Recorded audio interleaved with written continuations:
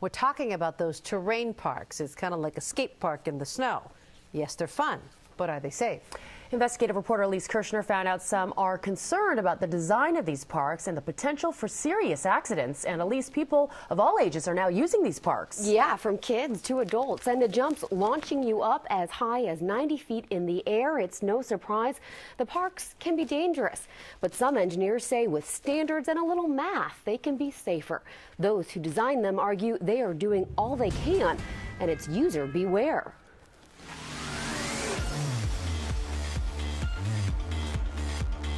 It's a big draw for snowboarders and skiers.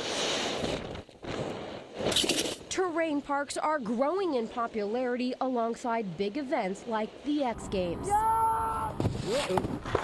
And according to a recent survey by the National Ski Areas Association, 90% of U.S. ski resorts now have them. The U.S. is sort of leading the rest of the world. Chris Gunnarsson has been at the center of the craze since it began 2 decades ago. His company, Snowpark Technologies, is responsible for dreaming up and constructing the jumps for the X Games and the Dew Tour. He's also building terrain parks at ski areas all over the world. In Northern California, that includes places like North Star, Squaw, and Heavenly. Can you design the jumps so that they're fun and safe? Well, it's impossible to design a safe jump. The former pro snowboarder says while there is a lot of thought put into how the parks are designed, his team uses no calculations to build the jumps. Well, as an industry, there aren't standards, and because snow changes all the time, it's kind of impossible to have quote-unquote standards. So you want to minimize that impact or control it in some sense.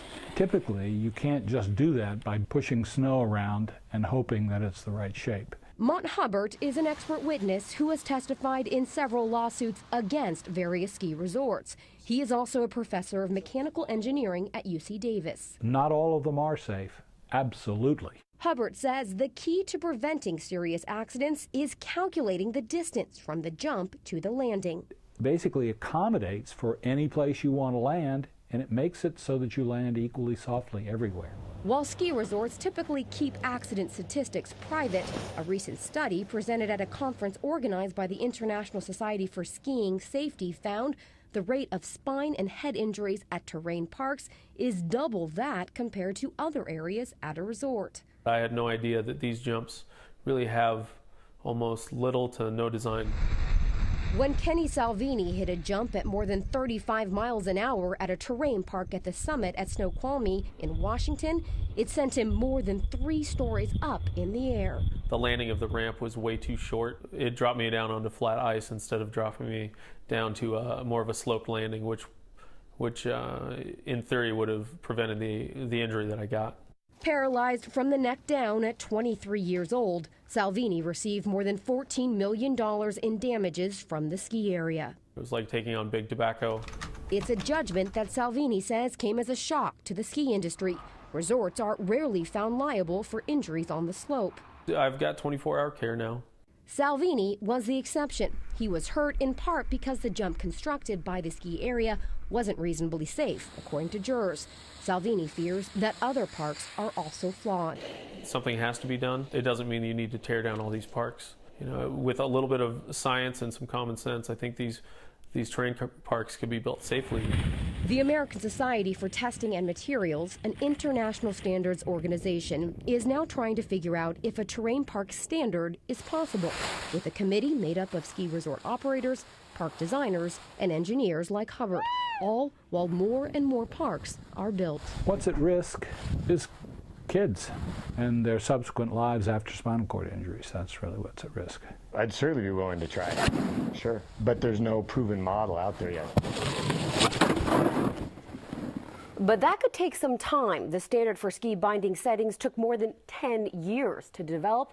We did reach out to several ski resorts in the Lake Tahoe area. They denied our requests for an on-camera interview.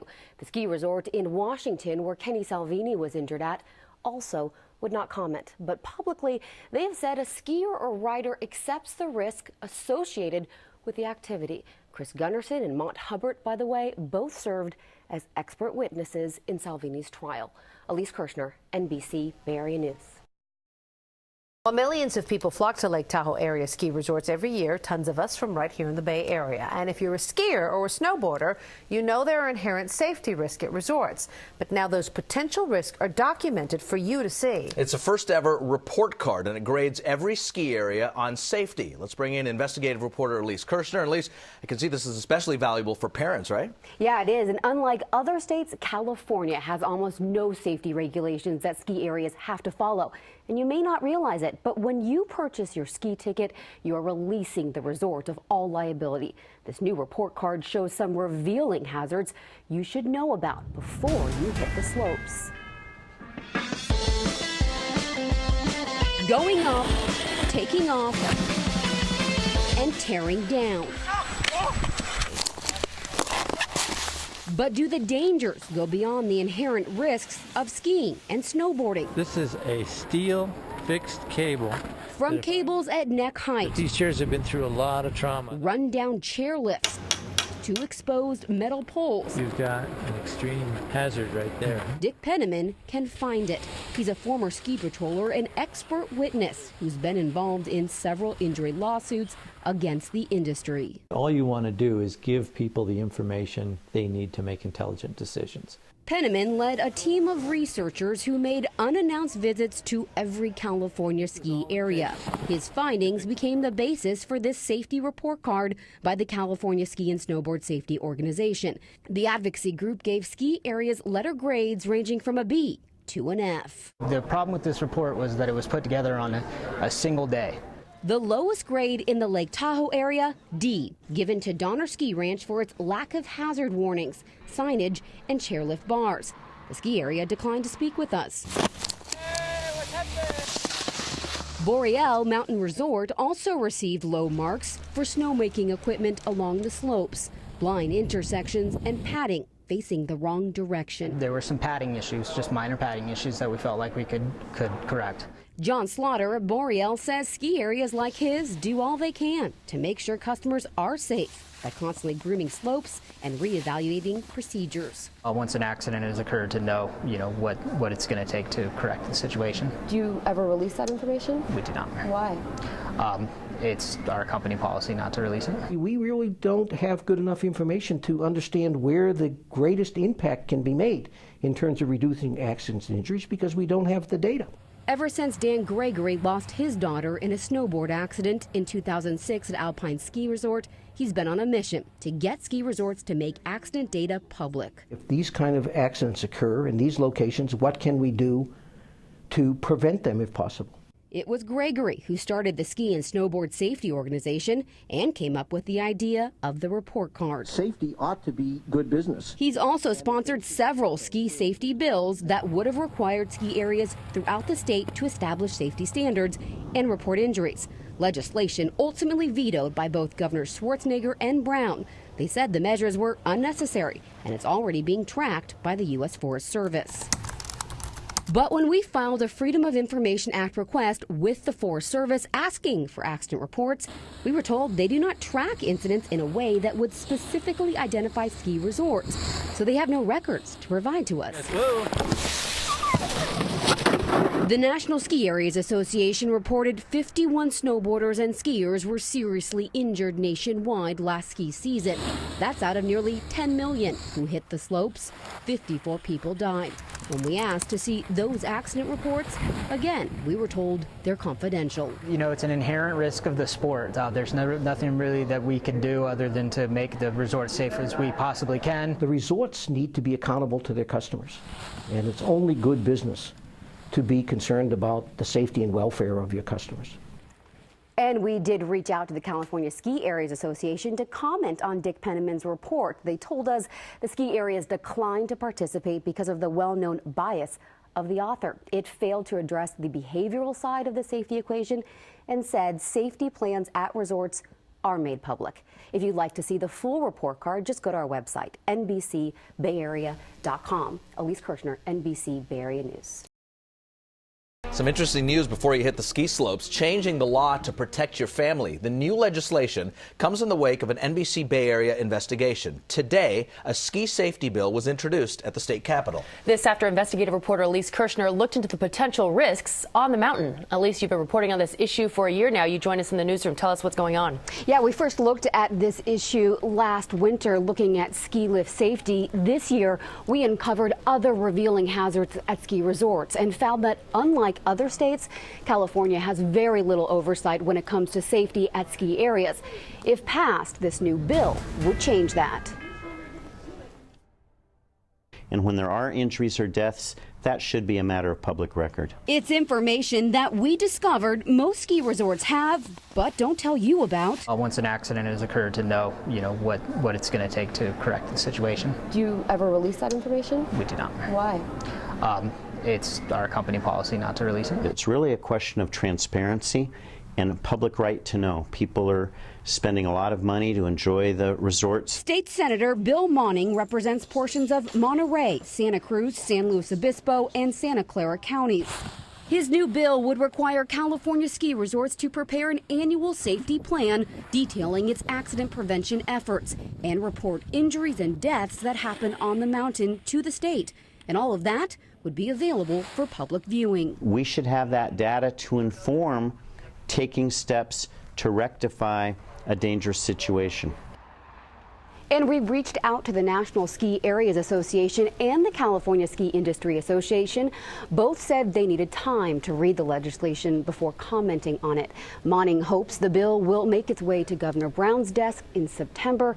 Brown will ultimately decide if the bill becomes law. In the newsroom, Elise Kirshner, NBC Bay Area News. Thanks, Elise. Well, be careful where you ski. Some new legislation is working its way through the state capitol this evening. At issue, the safety of Lake Tahoe area ski resorts. This comes after our investigation exposing various dangers at ski resorts across California. Investigative reporter Elise Kirshner is at the state capitol tonight with details on this new ski safety bill. Elise. After 2 failed attempts, this new ski safety bill is one step closer to becoming law, and those who support it say it will force California ski resorts to reveal just how dangerous the sport can be. Why would you let somebody enter the death trap before blocking it off? Brian Kirby says he nearly died after falling in an unmarked ravine at a ski resort in Big Bear. With more oversight, he believes it could have been prevented. I believe the area would have been blocked off. The day after it happened, they blocked off the whole section with temporary fencing. But it was boulders and tree stumps right under the powder of snow that you could never see.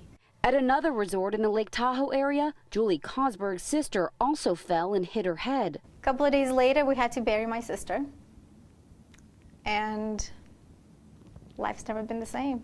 Deaths and injuries occur every year at California's ski resorts. But unfortunately, the public has no idea how many incidents occur. Both Kirby and Cosberg hope a new ski safety bill sponsored by Carmel State Senator Bill Monning will prompt resorts to be more transparent about the risks. And when there are injuries or deaths, that should be a matter of public record.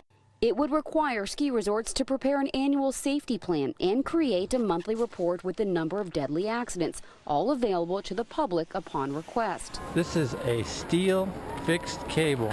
The bill is being introduced following our investigation on ski safety, where we revealed problems like steel cables at neck height, run-down chairlifts, exposed metal poles, and poor signage, among other correctable safety hazards.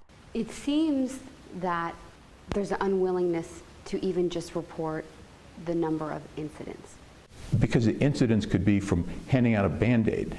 Bob Roberts, the president of the California Ski Industry Association, says ski resorts track every incident that happens on the mountain, but his organization only supports making serious accidents public. Here in Sacramento, with 3 hearings after today, amendments happen, and so our full board will reserve until we get to the end and see what the final document looks like.